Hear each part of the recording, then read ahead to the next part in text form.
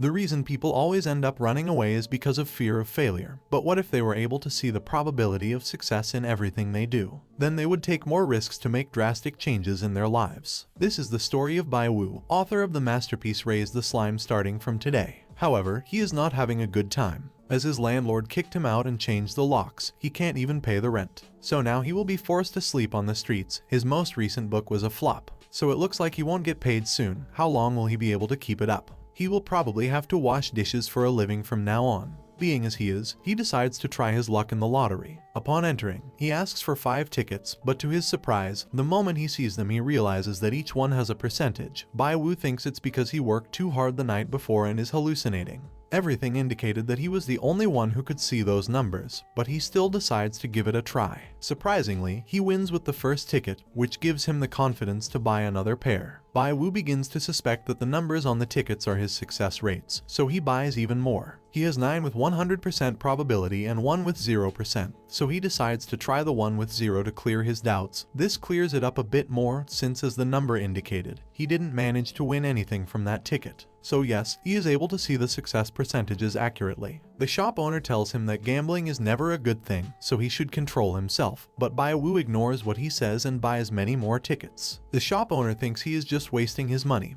But 10 minutes later, Bai Wu managed to win $20,000. The shop owner wondered what kind of luck that was. Bai Wu analyzes his new skill. The numbers represent the success rate of the lottery, but the amount to be won is unknown. It would be great if he could see the amounts, such as the chance of winning $100 or another amount. And before you say anything, yes, the amounts are in yuan, but here we will use dollars. Next, Bai Wu asks for some more tickets. The shop owner tells him to stop, as his luck must run out at some point. But Bai Wu's smile says the opposite. In fact, he feels quite lucky, and if he doesn't win, which he clearly will, he can see success rates, so it would be like donations to charity. The shop owner starts to get angry with his luck and can't wait for him to stop winning.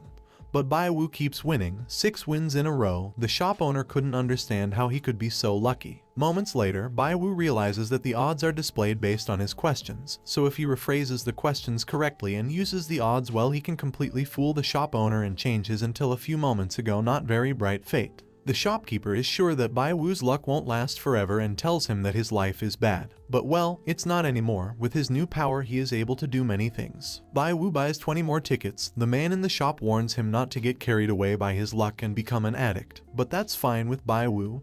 He's already won $20,000. The next ticket Bai Wu picks up is an empty one. The shop owner celebrates, but this was all part of Bai Wu's plan. He keeps getting empty tickets. The shop owner boasts that he was always right and that Bai Wu used all his luck before, and that is why he is now unlucky. Bai Wu bought a ticket with a 30,000% chance. The shop owner believes that Bai Wu is relying on his luck, but in reality he is relying on his new powers. A few moments ago, Bai Wu bought the tickets with a 1% chance, of course on purpose so as not to raise suspicions about his powers. The shop owner tells him that he will give him back $100 as it seems that his luck is now 1 in 10. But Bai Wu starts to act up and thanks him for his kindness, only to turn things around. Because he opens the other ticket, the owner gets scared as he thought that Bai Wu had won $10,000, but it was only 10. However, he kept winning again and again. The shop owner starts to believe that Bai Wu is a monster. Bai Wu keeps acting as if he has no power to see the odds and prays for a big win. The owner is confident as he believes that no matter how lucky he is, according to him he can't win many more dollars, but Bai Wu won 15,000.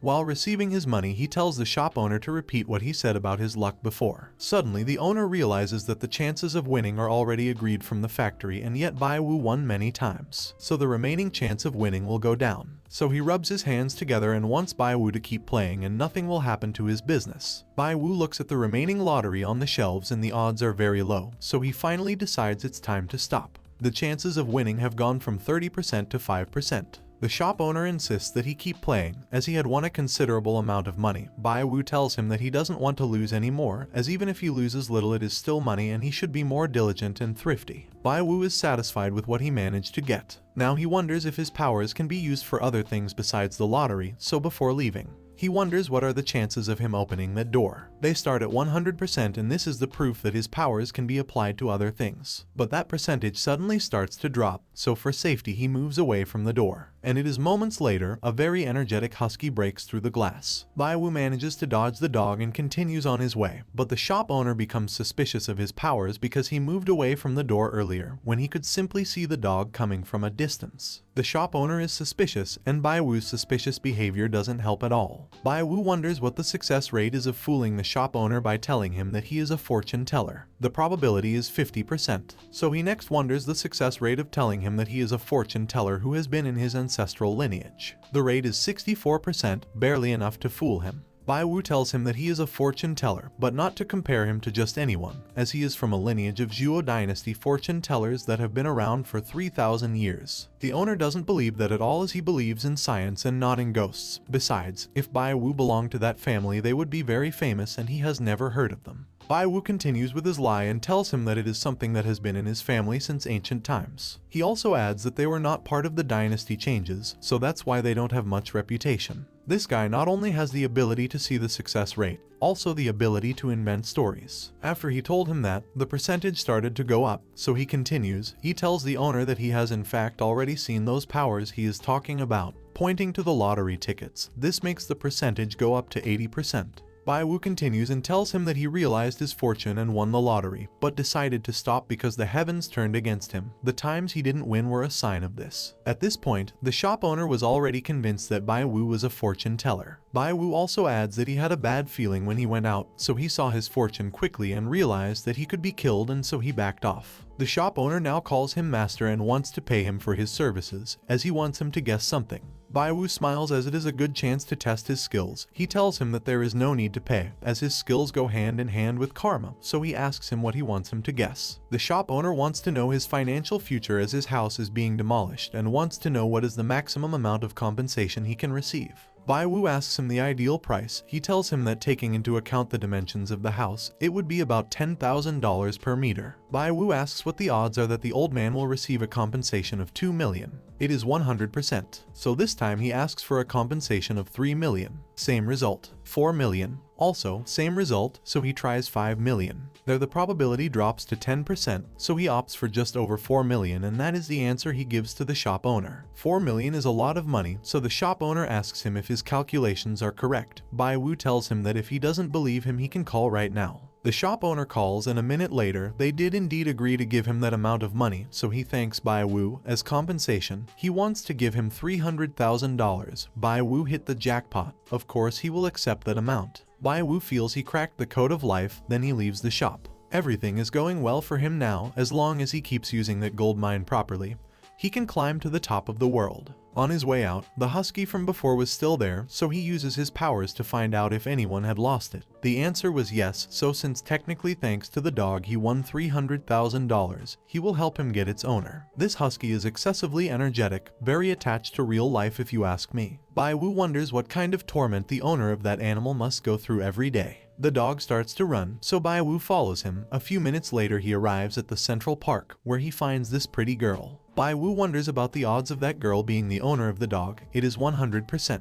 Bai-Wu is excited as he didn't expect the owner to be such a pretty girl. He just wanted to make some money with the shop owner by proving his skills. He didn't expect to have a chance to talk to a beauty. The girl is quite relaxed. She is able to take selfies even if she lost her dog. The girl turns around and looks at Bai-Wu and the husky and says that she has a similar one called Oreo. This girl doesn't seem to be the smartest. She doesn't realize that this dog is hers. The girl still doesn't realize and says that the dog's bark is similar to hers, as is the color. The girl is really dumb. Bai-Wu tells her that that is actually her dog. She thinks it is a joke, as her pet Oreo is supposed to be tied to the bench. The girl finally realizes. 5 minutes later, Bai-Wu adds her to her contacts. It's the first time Bai-Wu has had such a pretty girl in her contacts, so she is happy she made the decision to follow the dog. As for that pet, it's pretty wild. From the pictures she deduces that he has the whole house in pieces. If it was Bai-Wu, he would have been chased by the landlord by now, but she is in no position to criticize, as the lock of her room was replaced and right now she has nowhere to go. Before he leaves he tells him that he should stop renting a house and get a house of his own. Bai-Wu is enlightened as with his probability skill he no longer has to worry about paying rent. Now it is easier for him to buy a house once he becomes rich. But how would he become rich and buy a house? He doesn't have enough money for now. That $300,000 is not enough, so he must think of a quick way to make money, and the answer is antique collections. Bai Wu goes to a fair where they sell antiques. From Han Dynasty jade to Tang and Song Dynasty calligraphy, the market was packed with people selling their wares. But Bai Wu knows that these people are looking at him as a novice and will want to take advantage of him to rip him off. This guy offers him antiques inherited from his ancestors. His surname is Lai and the ancestor was someone famous called the same. Bai Wu pretends to be innocent, but what they don't realize is that this rookie over there has golden fingers. The odds of getting a successful deal are 100%. That means what the guy is selling is real, but something doesn't feel right about it. Bai Wu's knowledge of antiques must be wrong. He doesn't know if those things have real value or not, so he must limit the success rate. So he asks what the odds are of getting something valued over $10,000. It's 0%. It's also 0% with something worth $5,000. Bai Wu asks him about the price of these things. The guy tells him he has a good eye as that's the most valuable antique item. But it turns out to be rubbish, because it's not the real price and the guy wants to rip him off, so he leaves even though the guy offers him a discount. The place is full of scammers, so he can't put the value of the antiques that low, so he'll leave 10,000 as the lower limit. When passing this seller, he asks what are the chances of buying something valued at 10,000. They are 10%, so he gradually increases the price and the rate remains the same. The odds of finding something valued at 50,000 are also 10%. Bai Wu hit on a good deal. As for the guy, he plans to take advantage of Bai Wu for being a beginner. He offers him some antiques but Bai Wu stops him, as he wants that specific one, with 100% chance of being worth 500,000. Bai Wu may not be good with antiques, but with his probability skill he can find many and become a top antique collector in the future. It is the beginning of his legend. The guy thinks Bai Wu is very naive. Since something looks old doesn't necessarily indicate it's an antique. Out of 9 bronzes, 10 are fake. So he thinks of how to raise the price of that junk. Bai Wu knows the guy is trying to take the opportunity to raise the price. But he should be careful with his expressions, since he has become overconfident since he got his powers. The guy asks Bai Wu to look at that porcelain vase. As collecting antiques requires affinity and good eye, he tells him that that vase is very good. It is polished, shiny, all for the price of 50,000. He also adds that once he resells it, he is likely to make a fortune. Bai Wu wonders why he doesn't give him the price of the object he chose. So he suspects he doesn't know he has an object worth at least 500,000. Bai Wu tells him that he is aware that collecting requires affinity, but he doesn't want to take the vase. He insists on taking the bronze cup. The guy tells her that he got that cup in his hometown. The price is 8,000, no more, no less. Bai Wu gets excited because he would be buying a cup worth 500,000 for only 8,000. He confirms his theory by asking the probability that he knows the real price. With the skill of probability, any attempt to hide one's thoughts is futile. Bai Wu plans to cut the price by pretending to be a poor rookie. He then asks for the probability of being able to buy the cup at 2,000, and seeing that it was 100%, he tries 2,000 and 1,000. As the odds were all high, he decides not to be so greedy and proposes to the subject to buy it for 2,000. The guy hesitates a little, because even if it is only 2,000, it is not easy to sell it. Bai Wu tells him that if he does not want to sell it then forget it. This makes the guy has no choice but to accept the 2,000. The guy spent 8,000 on 2 items, the other one was sold to a girl the day before. Successful transaction. Bai Wu manages to buy the cup at only 2,000, he made quite a fortune, although the shop owner mistakenly thinks the same. Later, he brags that he sold an item he only bought for a few dollars for 8,000. He thinks he sold a pile of junk for the price of a real antique. The girl who bought from him the day before spent 9,000 on a jar of wine. And speaking of that girl, he was going to his stall again. When she gets there, the guy tells her there are no refunds, but she's not there for that. She actually went to buy the brass cups. She asks the guy where that cup is, as she would pay up to 50,000 for them. That's where she realizes that the business with Bai Wu didn't work out as profitable as she thought. The girl tells him that if the price he gave him is not enough, he can give even more, 60, 70, 80. Every increase she made was a blow to the guy's incredulous face. The swindler was swindled. The guy gives her the price of 100,000. When the girl agrees, the guy falls backwards because he didn't expect her to agree to pay so much. The guy next door tells the girl that the cup she is looking for has already been sold, and for a price of 2,000. The guy tells the girl that he will get the cup back, then he notices that nearby there were people gathered. They all happen to be watching as an old man offered $300,000 to Bai Wu for the bronze cup. The girl gets angry with Bai Wu while he was still negotiating with the old man. He had rejected the offer of 300,000. Every time he offered more for the bronze cup, the seller was more affected. The old man tells Bai Wu that the most he will offer is 400,000. Bai Wu knows that the old man is an expert, so he would like to be his friend, so he tells him that he can sell the cups to him for 500,000. The old man, even though he had said a few moments ago that he would not pay more, decides not only to be Bai Wu's friend, but to accept the deal. People already know that Bai Wu bought that cup in that place, so they feel sorry for the person who sold it to him at such a low price. As they don't know it was this guy, they ask him why he has a long face. He, in order not to admit that he just lost a lot of money, says that he has been doing this for too long to sell something so valuable for such a low price. The girl enters the scene and offers Bai Wu 550,000. Upon seeing her, Bai Wu likes her because she's quite pretty, but I'm going to have to be told why he said this little girl. Just by looking at her, he knows she's the type of rich senior girl. Bai Wu is aware that now with his powers, getting pretty girls will be very easy. The girl thinks that Bai Wu is disgusting by the way he looks at her. She also adds that if she is there wanting to buy that antique, it is because of her grandfather, otherwise she wouldn't be there wasting her time.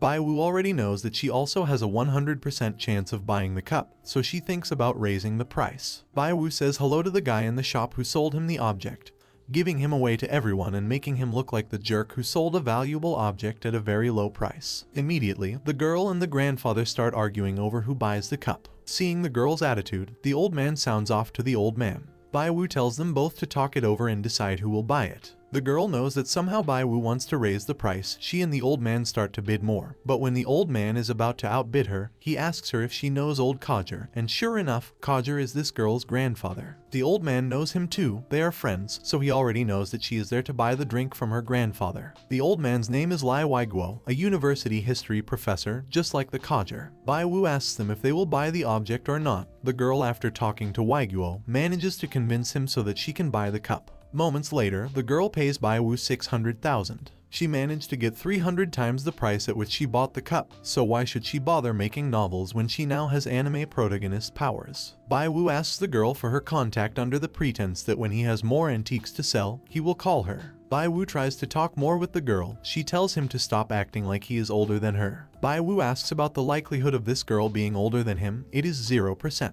Bai Wu thinks that a woman proud of herself is worthy of being his wife, and having the ability to see the success rate, he can show her how good he is. He uses his powers to find out the girl's age. She is 20, just like him. Bai Wu was born on September 30th, so he tries to find out what month the girl was born in. As she was not born in the next 3 months, she must be younger than him. And sure enough, she was born on the same day as Bai Wu. Next, Bai Wu starts using his powers to find out the exact time and date the girl was born, only to find out that the girl was born only a minute after he was. So he knows she wants to act like an older sister and belittle him. He can't wait to frustrate her. The girl is about to leave, but Bai Wu tries to stop her. Next, he tells her age and the approximate date of her birthday. She is surprised. Bai Wu tells her that everything is calculated, but she doesn't take him seriously. So Bai Wu gives her more exact details. The people around were surprised because they thought Bai Wu was a fortune teller. This was further supported after they saw the girl's surprised face. But not everyone thought so. One of them thought that Bai Wu had been collecting information from the girl to harass her and looked like a pervert.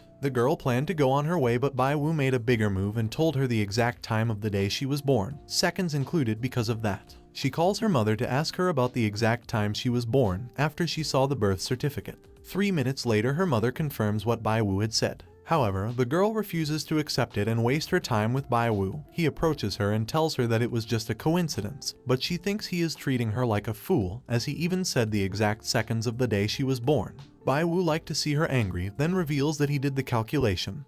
Then tells her that not all fortune tellers are liars, then tells her the color of underwear she is wearing that day. Bai Wu realizes that she hasn't talked about her boyfriend, so she uses her powers to realize that not only does she not have a boyfriend, but that she is a girl who hates men and has never fallen in love with one. Even Bai Wu is surprised by this. The girl is embarrassed and takes Bai Wu with her away from the crowd to ask him how exactly he knows so much about her. Bai Wu tells her that he just lifted his finger and counted. She doesn't believe him, but Bai Wu even tells her that he knows she has 3 moles on her body. By the way, the girl's name is Dai Kinking. Bai Wu manages to get King's contact. Before leaving, he makes it clear to her that if she needs to buy any other antique or if she wants any divination, she is free to seek him out. The ability success rate is too much. You can even know people's secrets, but he didn't expect that he would come across such a pretty girl and use his powers to see through her. Bai Wu realizes that the old Weiguo overheard him talking on the phone, so he suspects that he contacts King's grandfather to tell him the secret she was keeping. Bai Wu uses her powers to corroborate this, but the probability rate constantly changes. After a moment she realizes that the reason this is happening is because of her interaction with King. Moments later, Bai Wu contacts King to tell him that for the 600,000 he will give him another divination. For King's secret cannot be hidden from his family, and in fact, everything indicated that it had already been discovered. King panics and tries to find Bai Wu again. Bai Wu comments that King's parents should contact her in an hour and a half, more specifically in less than 5 minutes, and gives this information to King so that she is not caught off guard. Sure enough, moments later King's parents call her. She has to explain herself well, and it is likely that her parents do not understand her. While Bai Wu is babbling, she receives a sudden call from her mother, this to tell her that she has arranged a blind date for her. Bai Wu at first refuses but ends up attending. He ends up going on an early date to look like a polite gentleman. This is the girl he's going on the date with, although it's not so blind if he already has pictures of her. Next, he notices that the girl is there, but she is not alone. King was following her. The probability that the two of them knew each other was 100%.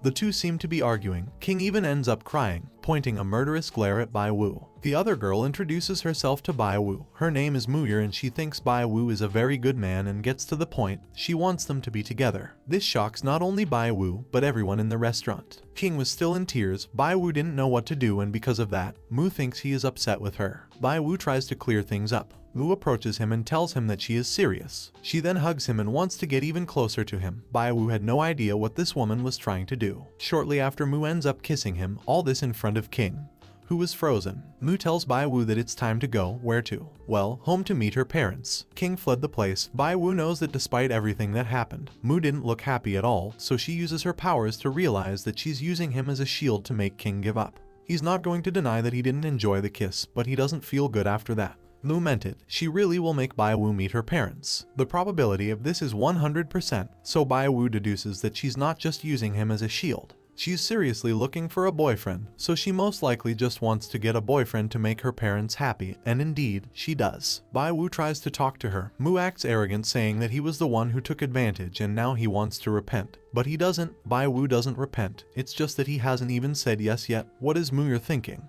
Later, the two finally arrive at Mu's parents' house, where Bai Wu is introduced as Mu's boyfriend. The reason he is there is because he was too soft. Now he must act with her. After all, he ended up saving the beauty's skin. Mu's mother tells him that if she had a boyfriend she should have told him earlier. Then Bai Wu listens to Mu's father and sounds like he is carrying a knife. Mu tells both of them that they had a relationship since they were in high school, but they broke up due to studies. However, they unexpectedly got back together. Bai Wu is taken by the arm, as they would cook for him very well. However, they will leave the two of them alone first. After Mu's father leaves the room, he wonders if she really is the biological daughter of those two, and yes, 100%.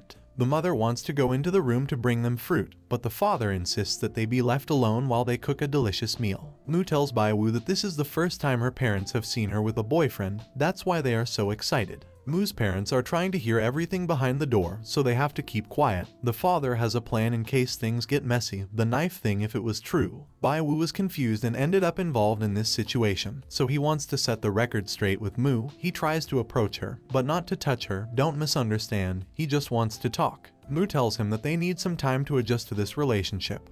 Bai Wu tells her that they should stay away then, but she insists that she can adjust. A 360-degree turn. Bai Wu thinks it would be great if she were his real girlfriend. Bai Wu uses his powers to find out the probability that she will be upset if he holds her hand, then hug her and also kiss her. Bai Wu is surprised as the probability of all three is above 50%, but he tries to come to his senses. She just wants to look for a fake boyfriend to please her parents. Bai Wu is a young bachelor who can't do impurities like he thought before. Bai Wu tries to take Mu's hand, but she slips. Because of that noise, the father becomes alert and enters the room. It was just a misunderstanding. The mother takes the master by the ears. Bai Wu is scared because he didn't do anything, and yet he came into the room with a knife, then realizes it's because the father doesn't believe he is Mu's boyfriend. The parents talk about what happened. He doesn't want anyone to take advantage of his daughter and ruin her. Pretending to be a boyfriend is quite dangerous. Analyzing everything well, what happens there is a family matter. Bai Wu doesn't want to play that role anymore. Bai Wu confronts Mu and tells her that they should discuss things again. As it's not too late, she tells her that she can't be acting to hide the truth from her parents forever. She also makes it clear that she doesn't want to act with her. then tells her that the only way to solve this problem is to communicate frankly with her parents. Mu reacts to his words and asks Bai Wu to help her do it, at least just this once. Outside, the parents heard sounds like they were arguing. The mother says that since the father scared them with a knife, they will end their relationship, so they should think of a way to stop that from happening.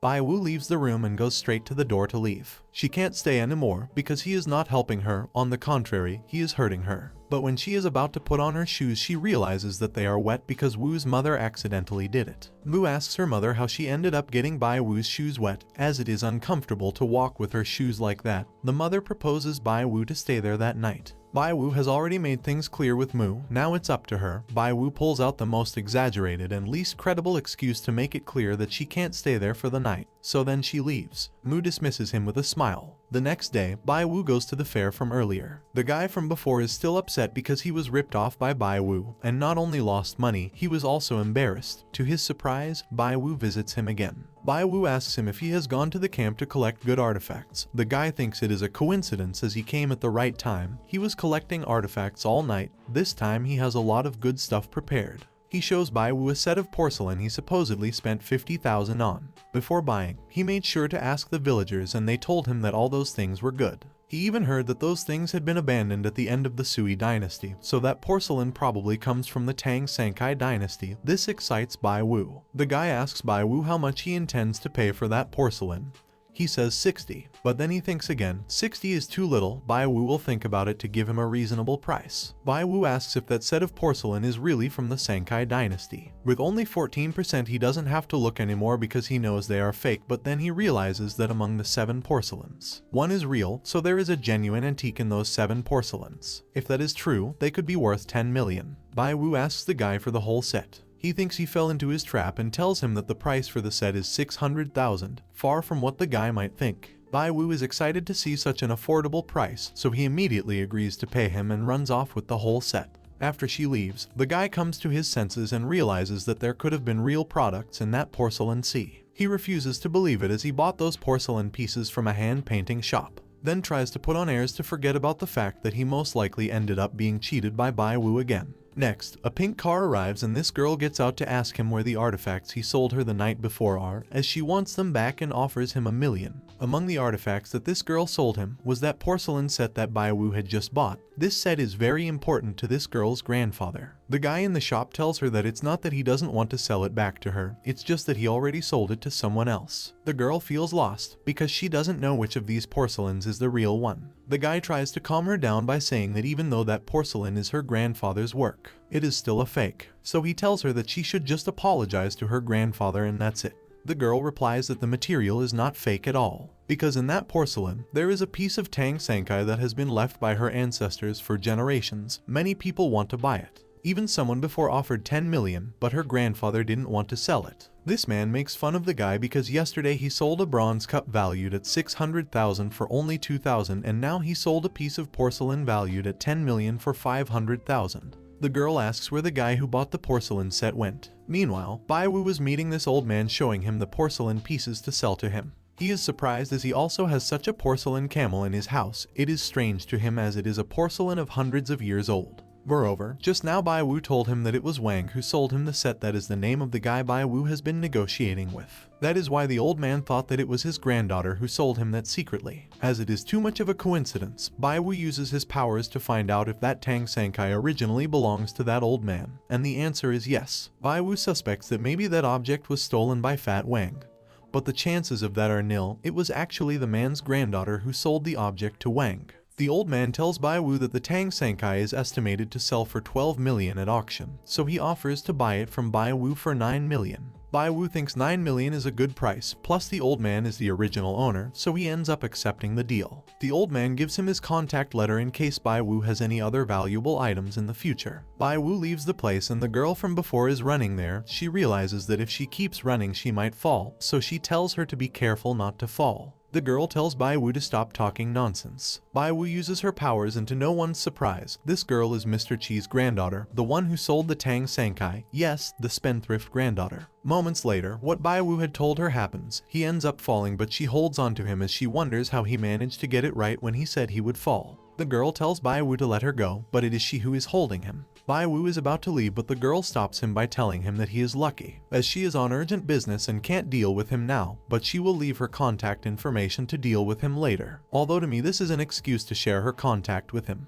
The girl's name is Chizai Xiao. Bai Wu now has a lot of money, so she thinks what to do with it, a car or a house first. Next he meets Wang, who asks him how much he sold the porcelain set for. Bai Wu readily replies the actual price he sold it for. Wang's reaction was too kind, he didn't look surprised. Even though he lost a large sum of money, Wang is up to something. Xiao goes to see her grandfather, but when she realizes he has the porcelain set, she plans to walk away, but he tells her to go in. She asks him why he came to visit, however he told him that he came just in time, as he has something to show him. Xiao is not only late, but her grandfather bought the porcelain back. It's quite an awkward situation. She notices that she's acting weird, and tells her that the last time he saw her like this, she sold his precious china for $10. That's when she realizes that it was her this time too. Xiao tries to run away from her grandfather while calling her grandmother to save her. She is really upset, but Grandma intervenes just in time to stop him from doing anything to her. Xiao didn't expect things to happen so fast. If he had known, he would have bought it before his grandfather realized. Xiao thinks about Bai Wu and what he told him earlier, so he recognizes that his vision is good.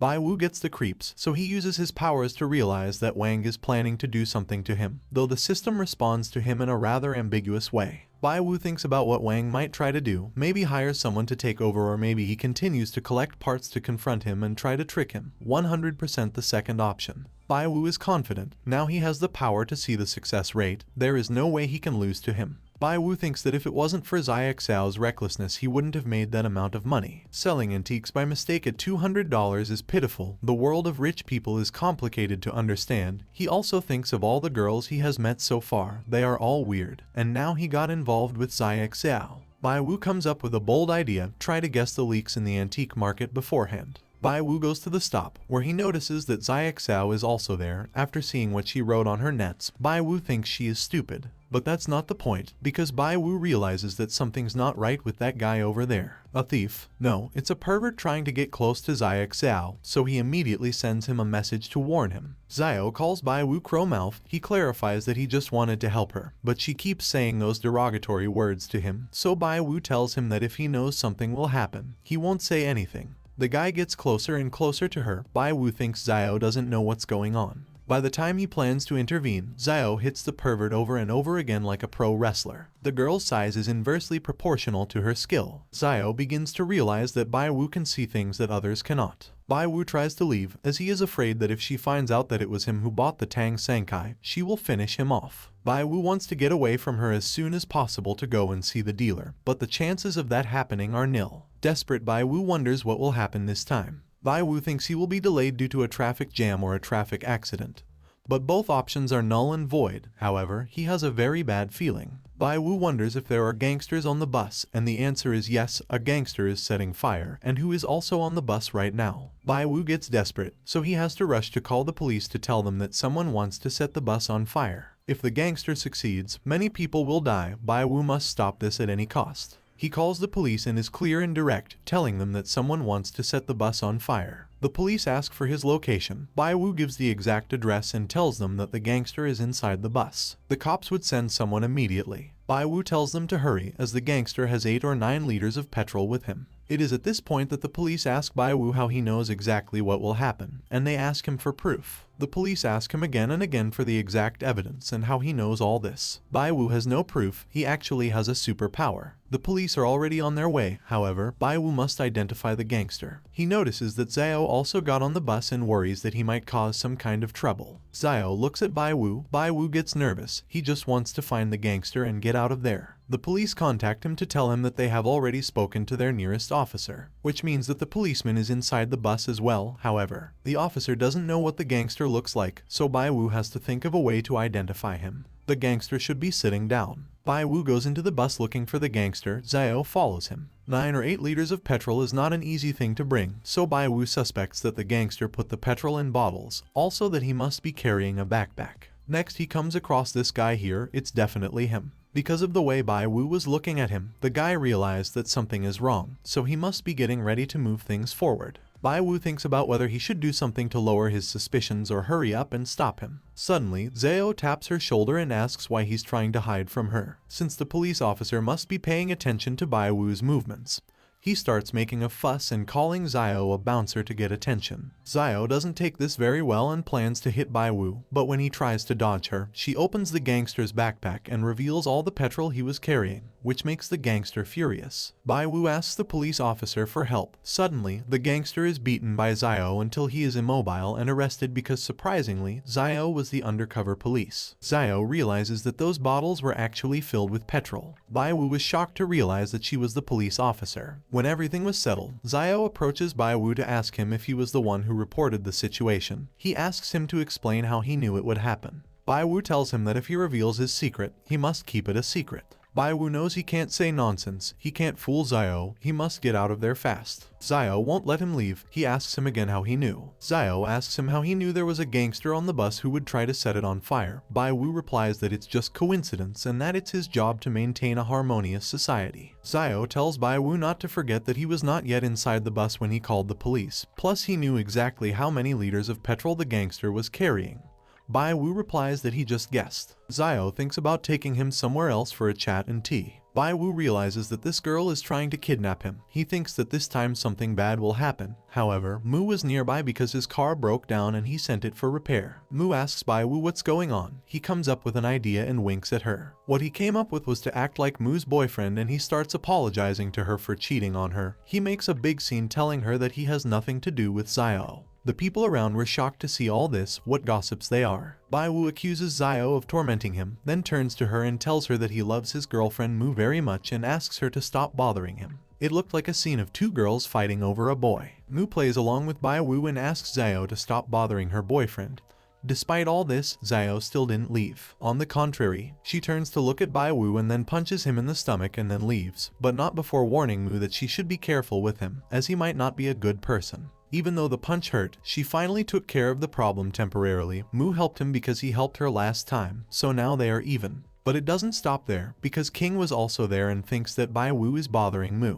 The next day, Bai Wu goes in his new car thinking that if he keeps messing with those girls, he won't be able to do anything, so in the future he will avoid her, avoid the trouble and then make money in peace. All Bai Wu wants is money. Bai Wu goes to the antique place again, but when he arrives he finds Wang is not there. This guy tells Bai Wu that Wang said he went to buy some things in the countryside. That means Bai Wu can't buy treasures from him today, but it doesn't matter, he can still go shopping at other stalls, or so he thought, because the probability is 0%.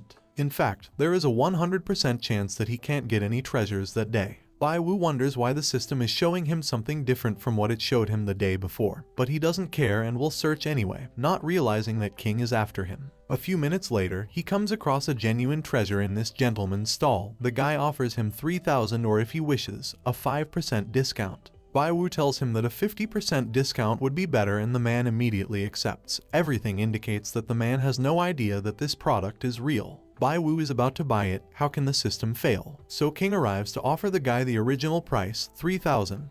The man accepts immediately, but Bai Wu tries to convince him to sell it to him. He offers him 10,000, but King raises the offer to 30,000. Now that he does that, the stall owner already knows that the object is quite expensive and it will not be easy for him to sell it. Bai Wu bids 50,000 and tells King that if she bids more than that, then the object will be hers. Then King bids 100,000. Bai Wu is not able to fool her, she will keep raising the price. Bai Wu has no choice but to accept his defeat. King made an offer without looking. It is clear that he did it on purpose, but he is not stupid enough to keep increasing the pace and fight with her. The system also agrees, but Bai Wu is upset about it. The stall owner hands the object to King. She quickly realizes that it looks like a genuine Ming Dynasty product, so she recognizes that Bai Wu is skilled. Later, she continues to follow Bai Wu to every stall he goes to, sabotaging his offerings. She is doing it on purpose, but no one can tell her that she can't do it. However, she tells Bai Wu that she can either increase the price of her bid or else choose a fake item, but she has plenty of money, so she doesn't care. King investigated everything about Bai Wu, including about the car he bought the day before. She tells him that it was all very sudden.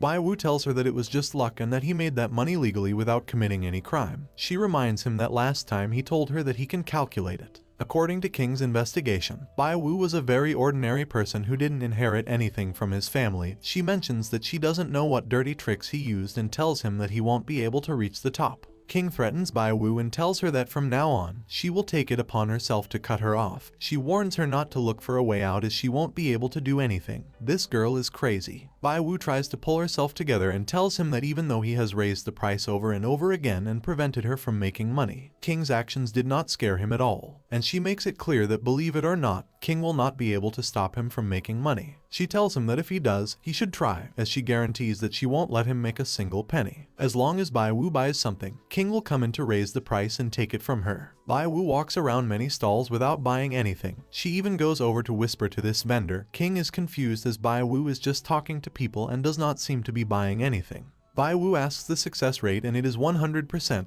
What she has been doing all this time is talking to all the vendors to buy everything in their shops. King thinks Bai Wu is underestimating her. When Bai Wu is about to close the deal, King intervenes to try to take all the items herself. Bai Wu asks her not to go that far, but she wants to buy everything he wants. She had told him before she won't let him make a single penny. Bai Wu tries to reason with her and tells her that there are too many things to buy them all, then tells her that she only knows how to talk and wants to do that to scare him. King gets upset at feeling slighted and proceeds to buy everything in the shops at an extra 10%.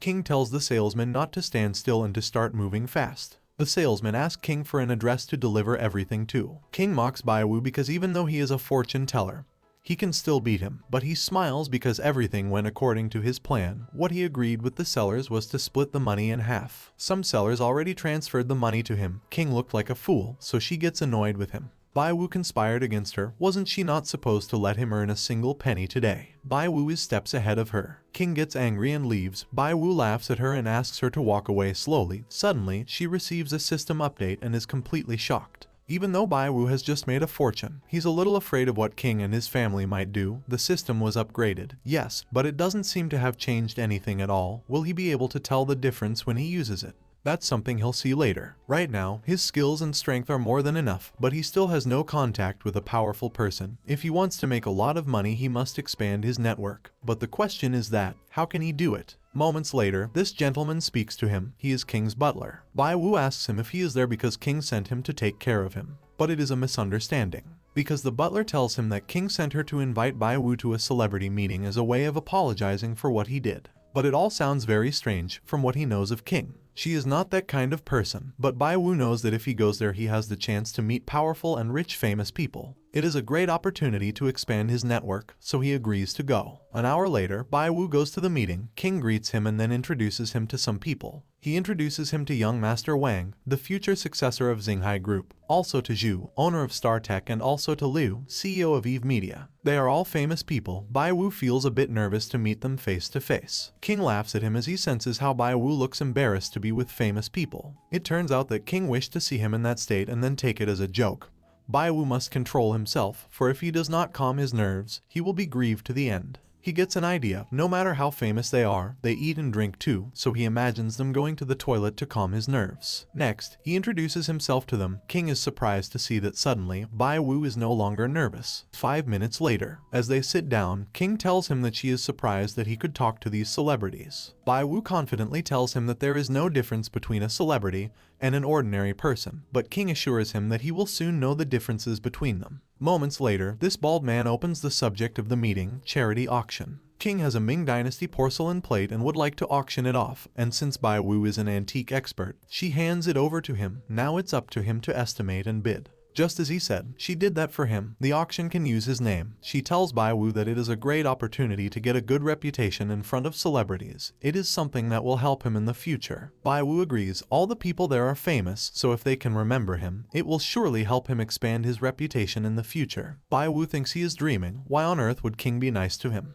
Well, she claims to have decided not to be his enemy anymore. Bai Wu thinks she is very unreliable. Maybe she is waiting for his guard to drop. The antique is a fake. Well, the second option is not, because it is a genuine product recently sold for 12.5 million. Besides, the chances of the auction being a success are 100%, so if the product is real and the auction will be successful, there is nothing to worry about. Even if King tries to do something to him, he still has the system in his hands, so there is nothing to fear. Bai Wu agrees to participate in the auction. Next is the last lot of the charity auction. Bai Wu is about to make entrance, while King looks at him with this face. What's the matter with that woman? Judging by that, Bai Wu suspects that there must be something wrong. Bai Wu wants to see what kind of trick King pulled. Bai Wu introduces himself to everyone at the meeting, and when he is about to show the auction, he realizes that it is a roll of toilet paper. The people at the auction could not believe what they were seeing. How could anyone think of auctioning toilet paper? Bai Wu already smelled something. She knew it wouldn't be that easy. She wonders at what point King exchanged the items. It is clear that she had seen that the item was 100% real. At that instant she remembers that moments before, King dropped her earring. While he was picking it up, she exchanged the boxes. Her plan was quite elaborate. The bald man tells Bai Wu that if she has too much urgency to go to the bathroom, she should go. Meanwhile, King enjoyed watching. Bai Wu thinks, if he escapes, that would only make King look down on him even more, and that will be even more embarrassing for the rest of his life. He must think of a way to save the situation. Those present told Bai Wu that if there was nothing to show, then he should leave, as there was no need to stand there and make a fool of himself. The bald man tells Bai Wu to get off the stage, but that is something Bai Wu cannot afford. He must hold on a little longer, as the success rate of the auction is 100%. There must be a way out. He is fully confident in his powers, but that is not the only thing, because he also has writing skills, which have not been in vain. Bai Wu tells everyone that the object looks just like a roll of toilet paper, but for him, it is the most precious gift. King's smile faded as he watched Bai Wu's performance. Meanwhile, he continued to tell the story. When he was young, he cried a lot and was laughed at. His parents gave him gifts. One of these gifts was a roll of toilet paper that his father gave him, which would be used to wipe his tears. Soon after that, his parents died unexpectedly. His family is poor and all they have is a pile of debts and that roll of toilet paper. He remembers his father's words. He always reminded him not to cry, but the suffering of life can be known after suffering it. Every time he can't hold back his urge to cry. He would like to tear a piece of that paper to wipe his tears. But then he tells himself that he should be strong and move on, so he took the roll of toilet paper and took it to the auction. Okay, it goes without saying that this whole story is a lie. Bai Wu presents the roll of toilet paper as a testimony of his struggle, and today at that important moment he is willing to auction his most important roll of toilet paper to contribute to charity. King is shocked in a bad way by what he is doing, but judging by the atmosphere of the place, Bai Wu's words had no effect, or so he thought.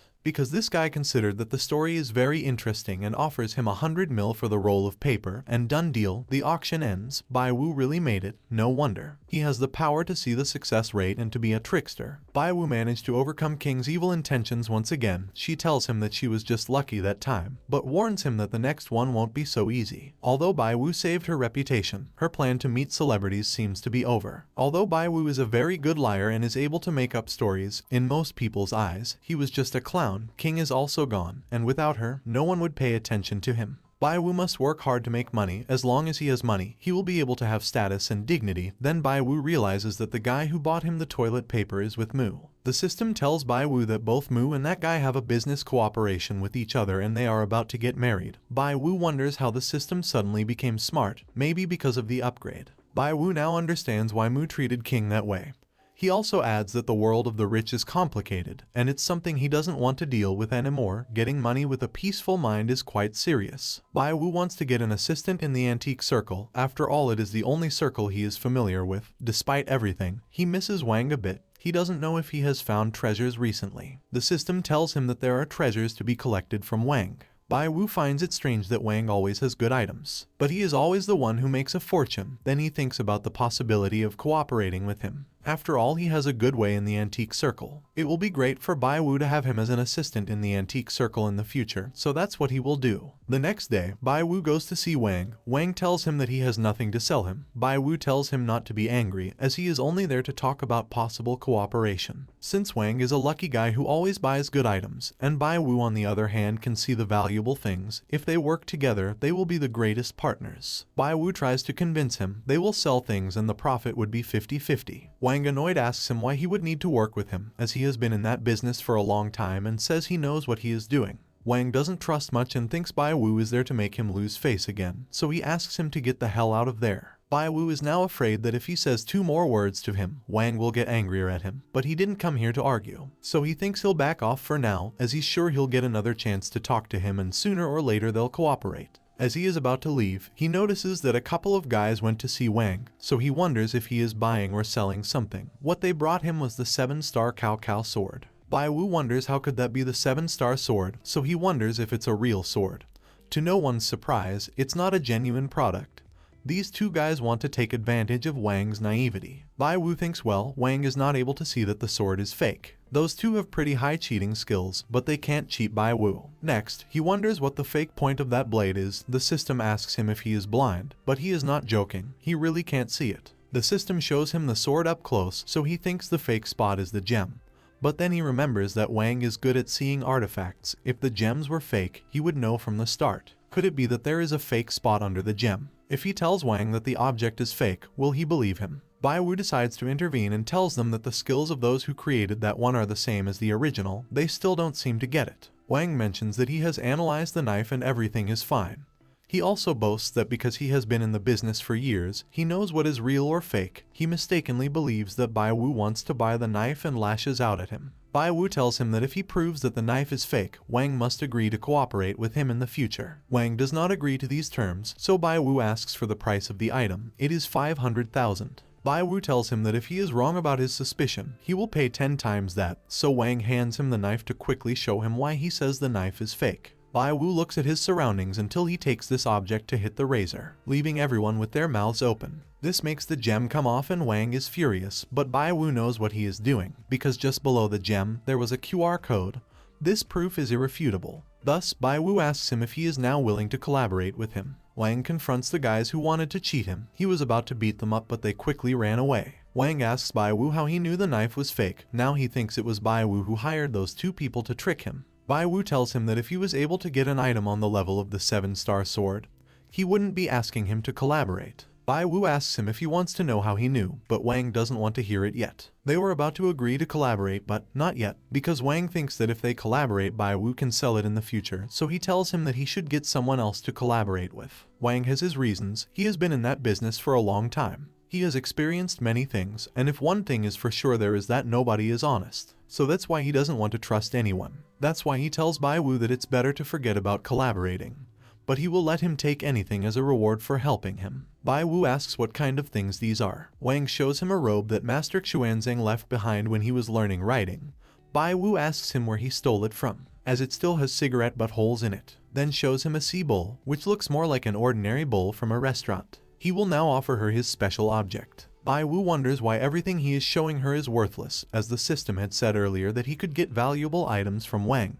Bai Wu is surprised with the next item, so he asks him where he stole it from. It was the male and female duo sword, used by Liu Bei and Liu Xuan of the Three Kingdoms. Yeah, I don't know who those people are either, let's pretend they are important. Bai Wu uses the system to analyze the sword. It turns out to be a 100% genuine item, which surprises him even more. However, Wang tells him that he can't give him that item because of its high value. Bai Wu must think of a way to get the sword. Bai Wu tries to make him believe that the sword, like the 7-star sword, is a fake. Wang tells him to look at it closely. The details on it, it couldn't be a fake. Bai Wu mentions that he said the same thing about the 7-star sword, then approaches Wang and tells him that the sword probably has a QR code on it as well. Wang is saddened, as he is sure that the sword is real, but still Bai Wu insists it is not, but he ends up falling for his game and plans to break the sword. But Bai Wu stops him and tells him that he wants that sword. Wang had told him to take whatever he wants for helping him before, so if he takes that sword he doesn't care, since Bai Wu made him believe it's fake. Bai Wu thanks him for the sword but thinks how miserable Wang looks. So now he must get the chance to get a big win for him, or else he will feel bad. But for now he must go to meet that old man to be his friend, because he is the oldest in the antique circle, and that celebrity gathering that time was not enough. Now that he has that sword, he can give it to Qi, so he goes to see him, hoping not to meet Xiao again. Bai Wu enters the place and asks for Mr. Qi. This lady tells him that he is busy, so he has no time to receive visitors. Bai Wu wonders if Mr. Qi were there he would meet him. The answer is yes. So Bai Wu tells the lady to tell Mr. Qi that the person who sold him the Tang Sankai has come again. Then he hears a familiar voice. It was Xiao, who also already knew that he was the one who sold the Tang Sankai to his grandfather. Xiao wants to teach Bai Wu a lesson now, then he receives a warning from the system. That fight would cause him 100% injury. Xiao prepares to attack, but Bai Wu manages to dodge her. Xiao picks up a vase and is about to throw it at Bai Wu, but Mr. Qi appears and scolds her for making a fuss again. Qi sends Xiao back home and tells her to consider her mistakes. She leaves, but threatens Bai Wu. Bai Wu thinks she finally escaped, but deep down she knows Xiao won't leave things like this. Qi tells Bai Wu not to listen to Xiao. He clarifies that she's actually a good girl, just not very smart. Bai Wu can tell from Qi's expression that there is something on her mind. But the system only analyzes the success rate and does not yet have a mind-reading function. That means the system needs more updates to get news. Chi asks Bai Wu to join him for a chat over tea. Bai Wu notices that Chi's tea room is really extraordinary. Chi cuts to the chase and asks Bai Wu if Bai Wu came with a treasure. Bai Wu shows him the sword. Chi recognizes it immediately, the treasure of the Eastern Han Dynasty. Bai Wu tells Chi that ordinary things are not worthy of him, so only a thing as good as a sword is worthy of Chi. Chi mentions that such duo swords in the Eastern Han Dynasty are now auctioned for about 5 million. Bai Wu tells him that that sword was used by Liu Bei. Chen mentions that in that case, it is enough to increase the price tenfold. Bai Wu thinks that sword is worthy of Chi, something like the younger generation gives him that sword to express their admiration. Chi tells him that if he sells that sword to some foreigner the price would go sky high, but Bai Wu tells him that he must be the one to have that treasure and he will not sell it at a higher price. Given Chi's reaction, Bai Wu thinks it is possible that he is not satisfied with the sword, or maybe he is not satisfied with him. The satisfaction rate with the sword is 100%, while with Bai Wu it is 10%.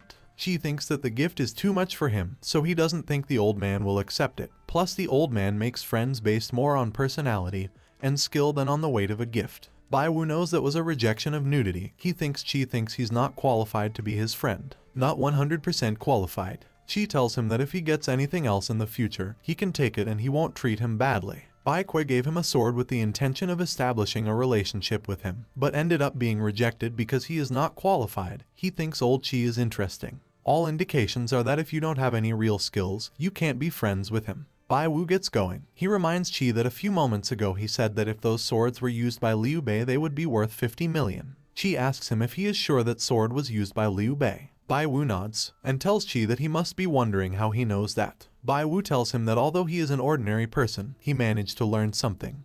Divinatory calculation. Chi asks him if he really knows how to do that. Bai Wu says yes, and not just with antiques, but with other things as well. For example, just then Zio is outside the window trying to listen in on the conversation they're having. Bai Wu is counting on Zio to take down his grandfather. Zio was indeed behind the window trying to listen, and grandfather confirms it by going out to see. Fortunately for Bai Wu, he just used the system to find out Zio's location. Bai Wu laughs a little at her, then she runs away before hearing what her grandfather had to say. Next, Bai Wu asks Chi if he believes her now. But no, he still doesn't believe him, as he could only have heard the movement outside and guessed that it was Zio, not enough to convince Chi. Bai Wu recognizes that it is difficult to deal with old Chi, so he asks him how he could believe him. If Bai Wu doesn't get a way to convince him soon, he won't have a chance to cooperate with him again in the future. Bai Wu asks about the probability of persuading him. It is quite high, so he wonders what he is supposed to do. There he comes up with the details of the antiques that are in the room. This has a 100% chance of success. Bai Wu puts his plan into action and tells Chi that there are 26 antiques in total. Chi tells him that they are in plain sight, and that it is something that is not necessary to guess, but Bai Wu asks him to listen carefully. Bai Wu activates the system to see in detail every antique in the room.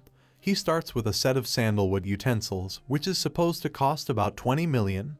He's right, but it's still not enough to convince Chi. He continues with that black jade platform from the Ming Dynasty Revolution, which is valued at 6 million. That black jade inkstone should have been used by Zhan Zhizheng, the chief cabinet assistant of the Wanli Dynasty and the Ming Dynasty. Chi is surprised and asks Bai Wu how he knows this, as it took them 2 years to find out after consulting and researching endless historical books. Bai Wu tells him that it's all worked out, but he's not finished yet, and asks Chi to sit down and listen patiently. He continues now with a toilet brush holder, an object from the 4th study of the Jia King Emperor of the Qing Dynasty, while the toilet brush is an object from the period of the Republic of China. Bai Wu continues to tell him about the objects, from this bronze jug to that porcelain in white with blue. After a while, Bai Wu finishes with the origins of the 26 antiques present in the place, so he asks Chi again if he doubts his skills. Chi admits that he already believes him, but if he hadn't seen it with his own eyes he wouldn't believe him. Bai Wu reminds him that he told him that the sword from before was used by Liu Bei.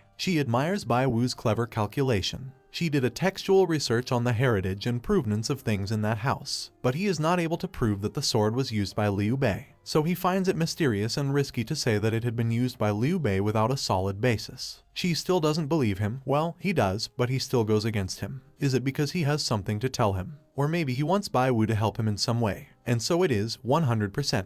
Chi is impressive. He was defeated by Bai Wu, but now he uses tricks. He really deserves to be the Grand Elder of the Antique Circle. Bai Wu was watching Chi for a while and he looked like he had something on his mind. Bai Wu uses his powers to realize that what makes Qi sad is related to antiques. What Qi wants is for Bai Wu to verify the authenticity of an object. That's why he goes ahead of him and tells him that if he has something he wants him to identify, he can do so with no problem. Showing his powers once again, old Qi is impressed. Qi has no choice but to say it directly now that Bai Wu has found out. He has indeed been upset about an antique recently, and he wants Bai Wu to help him check the veracity of that antique. Bai Wu thinks that if he helps him solve his problems, it would be a great opportunity for them to get closer, so he agrees and tells him that he will do his best to help him. Bai Wu accompanies Qi to a large basement. This basement is used to have treasures that need to be taken care of. Qi mentions that some time ago, he got a blue and white 9-dragon jar made with wonderful skills and ingenuity. It is clear to Bai Wu that Qi is worthy of belonging to the top of the antique circle, unlike Wang with whom he has petty quarrels. Qi opens the basement vault. Regarding the object, Qi always felt an inexplicable emptiness. He always thought something was wrong, so the deal is still not done, so if Bai Wu can identify that treasure, Qi will officially buy it, and no matter what the result is, Qi plans to give him a profit of 10 million. What Qi said makes it seem like Bai Wu is only in it for the money, even the system knows that, but Bai Wu's ambition is higher than that.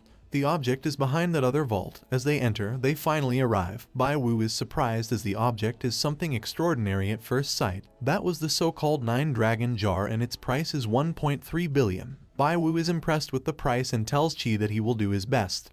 For that he must observe it first. Bai Wu notices that the system is nowhere to be found. That's when he notifies him that the system is only responsible for analyzing its own questions. So he asks the system directly if that was the real 9-dragon jar or not, 100% fake. To prove it, the system analyzes it carefully. After the results, it thinks about the percentage it gave it. But after all, that's an object valued at 1.3 billion, even if it knows it's a fake, in case it breaks the 4% probability, what if the evidence is ruined? If he can't prove the fake, it's all over, so he asks the system if a normal person would be able to identify that vase as a fake. The probability of this is very low. It is almost impossible for a normal person to identify it. Even Mr. Qi could not. It is too risky to break it. Bai Wu knows that if he is not careful, he will dig his own grave. But if he does not break it, his tricks will not be shown and old Qi will not believe him anymore. Next, Bai Wu reveals to Qi that the vase is a fake. Qi asks for evidence to prove his claim.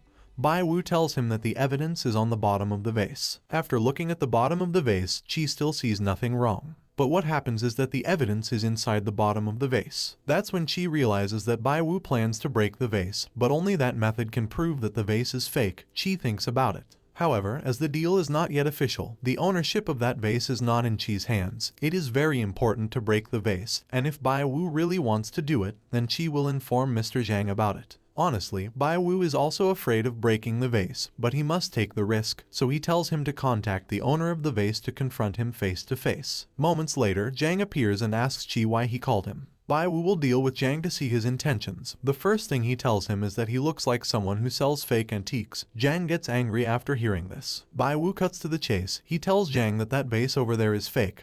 Zhang tries to excuse himself by saying that several antique experts have said it is real, so he tells Bai Wu to show him what's wrong with the vase. Bai Wu knows that this person is very confident of his fraud. The probability of failing to identify is very high. It seems that such fraudulent technology is quite unusual. Bai Wu tells him that to find out if it is real or not, he must break it. Immediately Zhang intervenes and plans to cancel the deal. This gives Bai Wu more reason to tell him that the vase is fake. Bai Wu knows this guy is selling fake items. The violent way he's acting is proof of them. But he doesn't care what he's talking about either, so he immediately smashes the vase, leaving them both stunned. Zhang berates Qi for not telling Bai Wu about what he has done. But Qi knows what he will do to Bai Wu if he fails to find evidence. Bai Wu knows that if he messes up, the money is secondary, the relationship with Qi is more valuable. Qi makes it clear that if Bai Wu shows there is a problem with the vase, then he will talk to Zhang alone. Bai Wu thinks that he mustn't make Qi angry. Bai Wu searches through the debris of the vase for the flaw. The system identifies it. Bai Wu thinks about whether he should hit the flaw with that hammer since it is porcelain. It is impossible to know where to hit correctly. The system warns him that with the strength of that hammer, the probability of destroying the flaw is 58%. It is too risky. Doing it that way, the probability of destroying it is 13%. It is a sure way to smash it to pieces. Bai Wu must hurry. The clock is ticking, and if he fails, the old man will never believe him again. Zhang tells Qi that the object was real. He says he let Bai Wu break the vase just out of respect for Qi, but he makes it clear that many companies wanted to buy that vase, and now it is destroyed. Just wait, you first-class scammer. Chi agrees to give a lot of money to Zhang if Bai Wu fails. Bai Wu continues to search. If that thing fails to come out, how would he explain to Chi? In desperation, he hits the remains of the vase until he suddenly breaks the failure. It's over, he used too much force. It's very likely that the evidence is broken, or so he thought, because to his luck, there was still a small piece left, so he takes it and shows it to both of them. It was a QR code. Chi immediately asks for an explanation from Zhang, who is taken away moments later. Bai Wu managed to survive, then thinks that Wang's broken knife also had a QR code on it, so maybe these objects came from the same place. Chi thanks Bai Wu for his hard work. As a reward, Chi gives him his business letter and tells Bai Wu to call him whenever he needs him in the future, as from now on they will be like family. It is an honor for Bai Wu to receive this from Chi. He finally has the support of a big shot. Bai Wu got 50 million for the swords, and the fee for fortune-telling services was 10 million. Besides, he made friends with old Chi and broke an overpriced fake vase. The next step is to help Wang with his business. And that's how the first part of this Manhwa ends. Well guys, if you like this video and you want a second part, comment below with the word